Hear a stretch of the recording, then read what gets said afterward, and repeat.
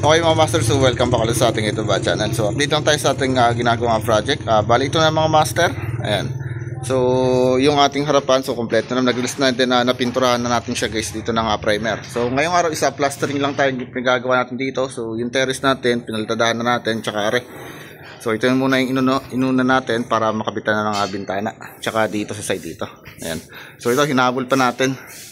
Then after natin magpalitada sa labas, so papasok na tayo guys dito sa loob. So ito na yung kasunod natin. Ayan. Then aray na po. Then dito sa labas, bali continuation sila ng plastering. So aray, kahapon palitadaan na itong mga master. So itong side na to. Ayan. So laki na, then diretso ito guys na waterproofing para hindi tumilas yung ating tubig sa loob. Then dito naman, so sa landing natin, bali binubugan na kahapon ni Foreman na rin. So nagkabit na rin. Ayan mga master. Then this side. Ayan.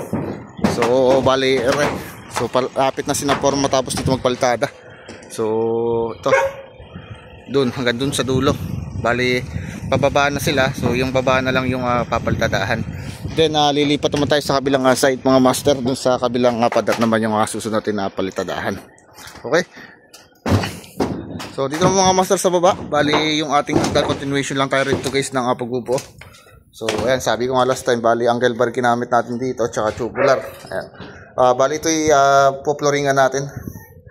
Diyan mga master, din diretso itatalis din po natin to. Okay, so yun lang muna, bali na-update ko na kayo guys. So salamat po.